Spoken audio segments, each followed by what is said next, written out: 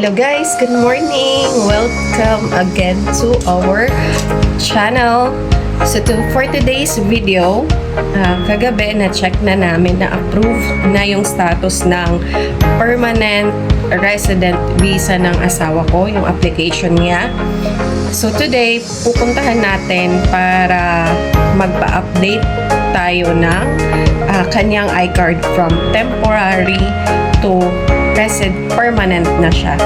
So, samahan nyo kami guys doon sa Bureau of Immigration and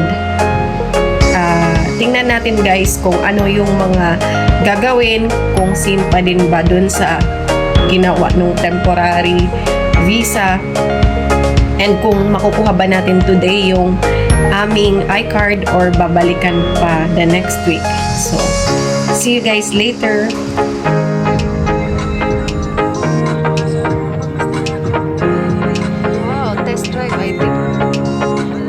Station, the first station. Oh, it's on.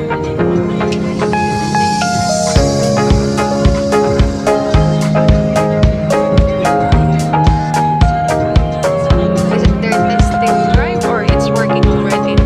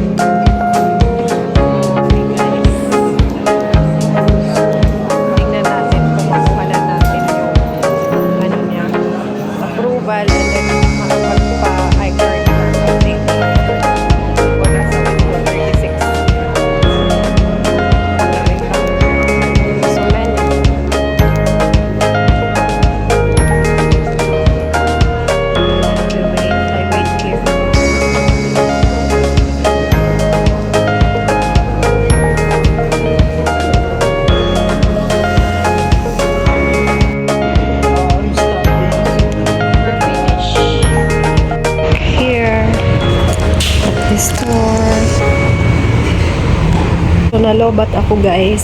So, nakikicharge ako dito sa kainan and then kakain na din kami ng lunch.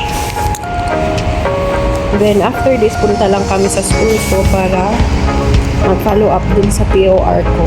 So, later guys, sa bahay, sasabihin ko yung mga nangyari dito sa immigration. So, may binayaran kami. So, ngayon na. Sabihin ko na.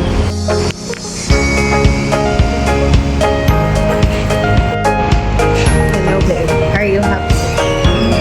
Are you happy? Your visa is approved.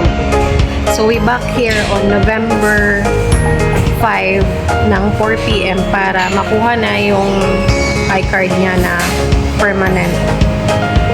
permanent resident visa. And then guys, yun nga, may binayaran kaming penalty kasi late namin kinuha yung late na implement yung visa niya. Na-approve kasi siya August 2024. Tapos ngayon lang na pa-implement yung visa niya. So, ngayon is October. So, meron kaming binayaran na 1,010 pesos para sa late implementation, and then yung sa express lane, parang ganun, express. So, 500 sa late implementation, 510 dun sa late implementation, tapos 500 para sa express lane. So, total 1,010 pesos. Kain lang kami guys, and then school, and then uwi na, school, and then grocery, and then uwi na. So ayun guys yung nangyari sa amin. So 1 week lang makukuha namin yung visa, yung iCard. 1 week lang, 1 week lang. Kung nakuha namin siya ng August, kasi August 6 daw na-approve. I think yun yung na-approve na ano siya, na-implement yung visa niya. I mean, na-approve yung visa niya nung nag-expire yung visa niya sa temporary. So, August 6 kasi yung expire. So, dapat pala after 1 month, i-check nyo na agad kung approved na yung status. Pero kasi online nag-check ako, wala pa namang nakalagay na approved doon. Kaya siguro dapat araw-arawin no? Kasi sa akin, after ilang weeks pa ako nag-check. So, dapat hindi kayo malate para wala kayong bayaran na 1,010 tulad namin. Pero at least, ano pa rin, happy pa rin kasi approved na. Kukunin na lang yung iCard niya at saka yung passport niya na may stamp. Yun guys, kain lang kami. So guys, eto na yun. Ito yung binayaran namin. So nakalagay dito, motion for reconsideration, legal research fee. Yung motion for reconsideration, 500. Legal research fee, 10 pesos. So, 510. Tapos, dito sa likod guys, may express lane fee. So, 500. So, total, 1,010 yung binayaran namin. So, today is October 28. Balik namin. Ito yung claiming stub. Pagka tapos na kayong magbayad, balik ulit kayo sa window 36. Pakita yung receipt, tapos bibigyan kayo ng claiming stub na yellow. Nakalagay dito yung claim stub, window 40. Tapos yung name nyo, release date, November 5, 2004. Tapos, release time, 4 p.m. So, ayan, balik kami sa November 5 ng 4 p.m. So, ayan. Ayan, guys. Yun lang. Kain lang kami. Usual.